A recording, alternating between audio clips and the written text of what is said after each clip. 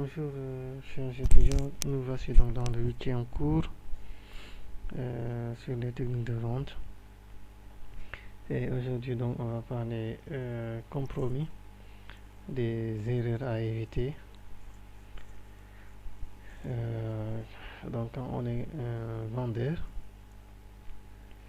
et donc on en a préparé certains ici, donc il y a beaucoup d'erreurs, hein, mais seulement donc on va essayer de citer les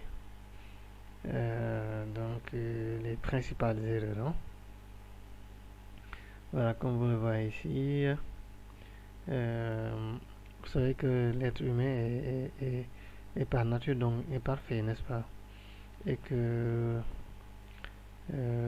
comme vous le savez également, nul n'est parfait. On essaie tous de se parfaire, hein, mais on a tous des défauts, hein.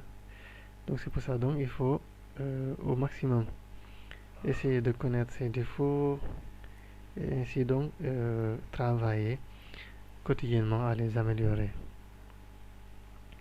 Donc, parmi les erreurs les plus peut-être fréquentes et qu'il faut éviter, il y a donc les préjugés.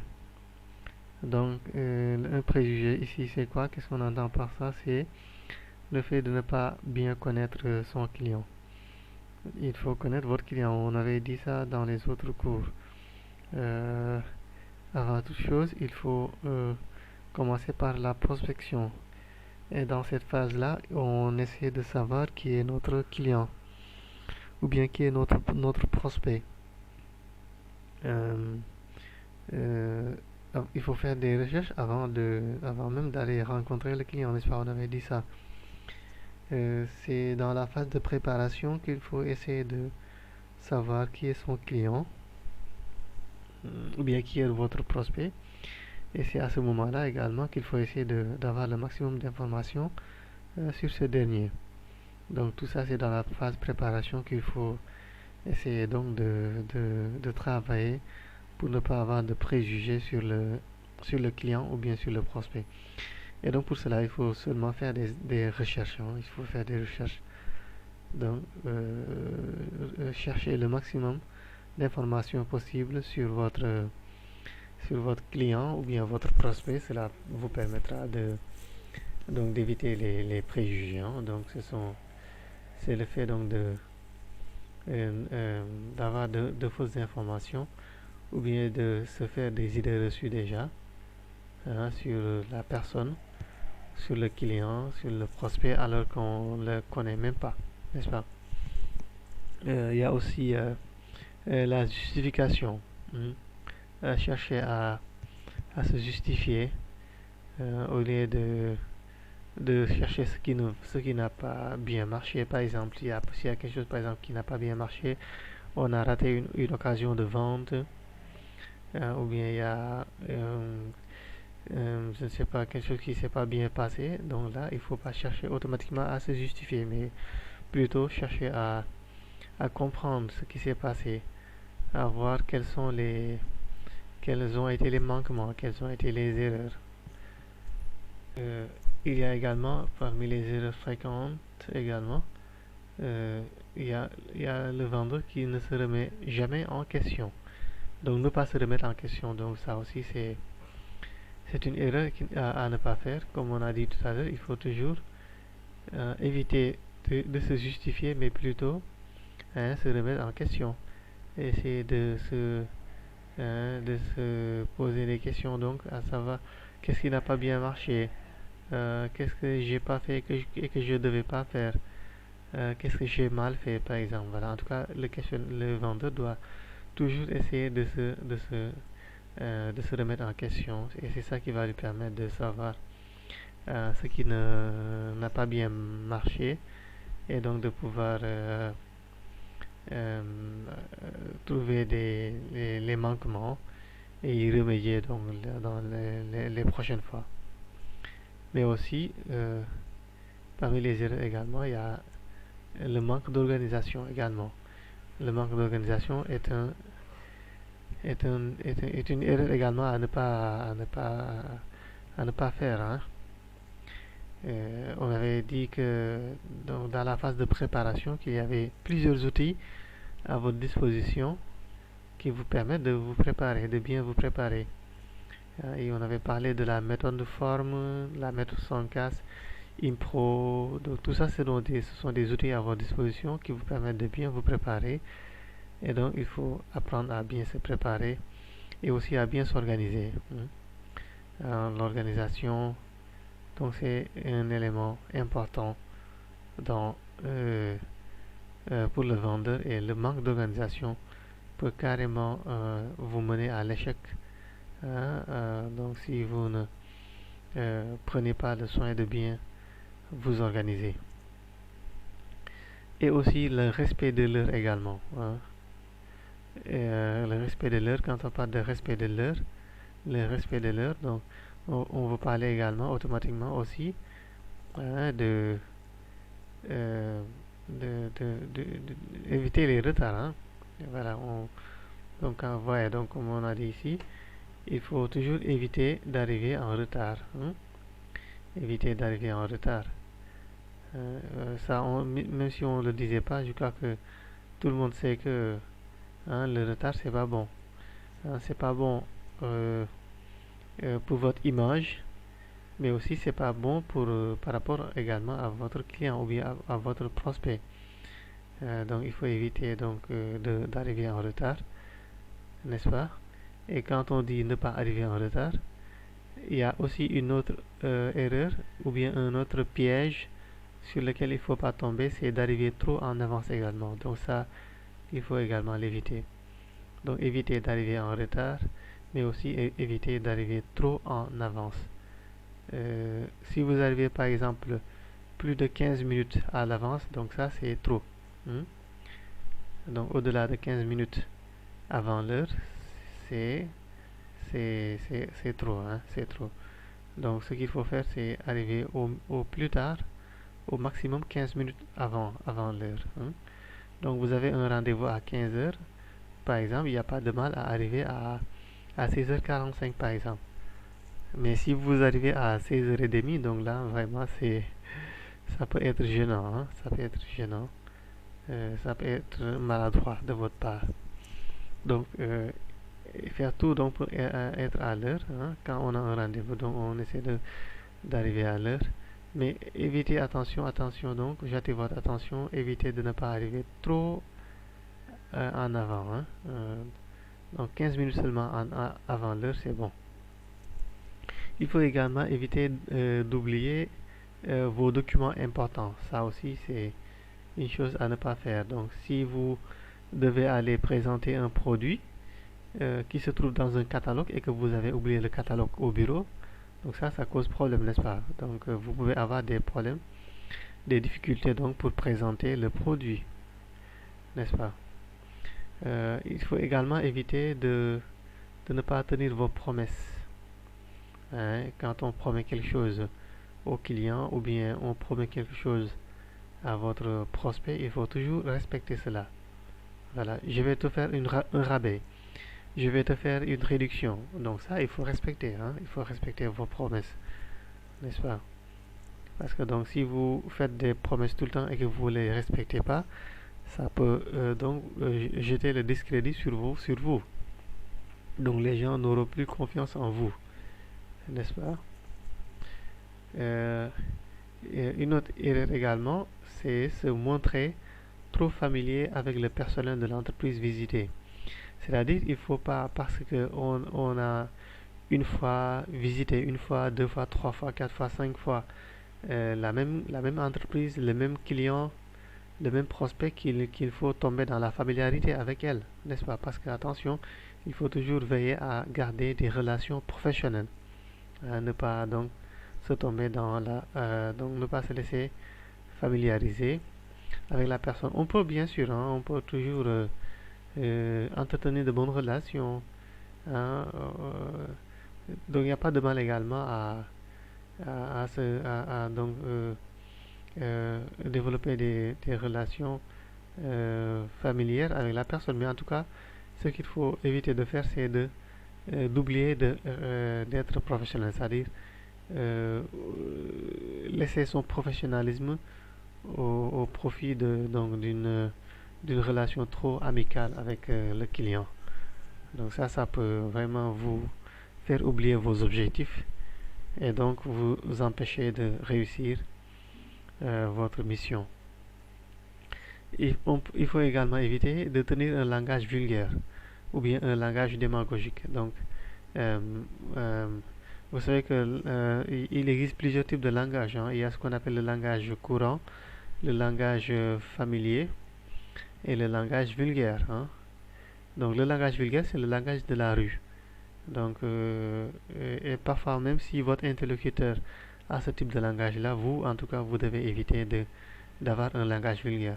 Un professionnel, le langage qu'il doit utiliser en milieu professionnel, c'est le langage courant.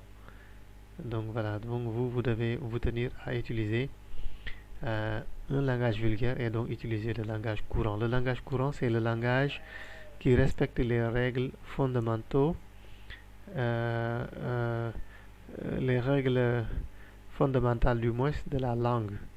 Si vous parlez le français, il faut utiliser les règles, hein. Il faut respecter les règles de base, respecter la grammaire, respecter l'orthographe, etc. Par exemple, dans le langage courant, en français par exemple, euh, on dira par exemple une voiture.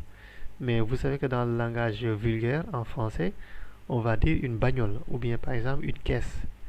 Voilà, et tout ça pourtant ça désigne voiture, mais dans le langage courant, on va dire voiture.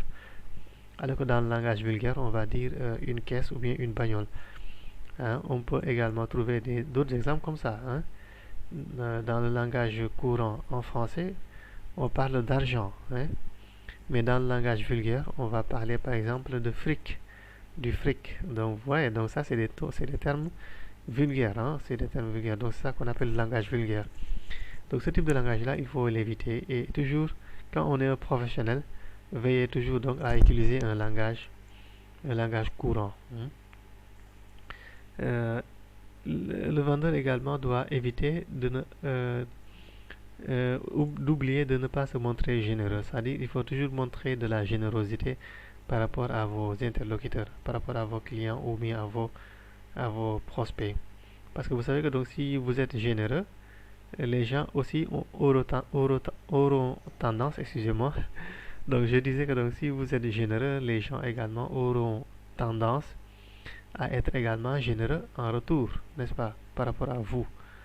Voilà, donc comme on dit, euh, donc si vous êtes généreux envers les gens également seront généreux par rapport à vous. Donc ne pas oublier de ne pas se montrer généreux.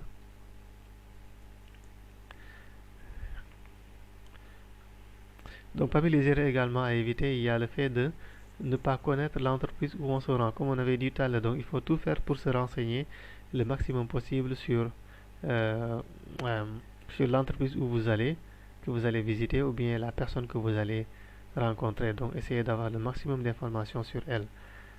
Ça pourra être utile donc pour réussir votre mission. Hein.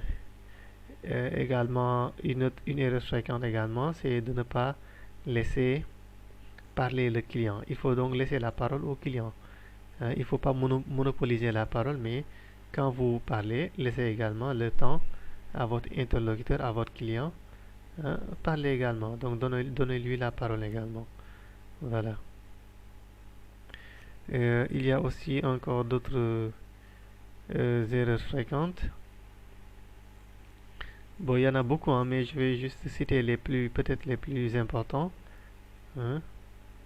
Voilà, parmi les plus importants également, il y a le fait d'avoir un préjugé sur le rendez-vous. Hein.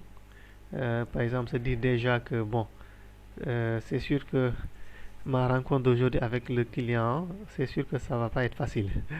Ou bien ça va être facile. Donc voilà, avoir des préjugés alors qu'on n'est même pas encore parti. Donc ça peut jouer à notre défaveur. Hein. Ça peut jouer à notre défaveur. Par exemple, aussi, on peut être tenté de, par exemple, dire des mal des concurrents, de la concurrence, ou bien dire du mal d'autres clients, ou bien même dire du mal de sa propre entreprise. Donc ça aussi, il faut éviter de faire ça, hein. Ne pas dire du mal donc des autres, hein. Parce que vous-même, vous n'aimez pas qu'on dise du mal de vous, n'est-ce pas? Voilà, et que donc si vous n'aimez pas qu'on dise du mal de vous, vous aussi, essayez de ne pas dire du mal des autres, de vos concurrents, ou bien des autres clients, ou bien de votre entreprise même, de votre propre entreprise. Voilà, donc tout ça, c'est des choses qui peuvent donc jouer défavorablement pour vous. Hmm. Il faut éviter également, parce que vous savez que la vente, c'est de la communication. Il faut éviter d'avoir ce qu'on appelle un tic de langage. Les tics de langage, c'est des mots, des petits mots souvent que les gens répètent trop, même parfois, et qui peuvent nuire à la communication. Par exemple, il y a des gens qui ont trop l'habitude de dire ou bien il y a des gens qui disent tout le temps donc, voilà, des choses comme ça, hein. Je veux dire, voilà. Ou bien des gens qui disent tout le temps je pense que.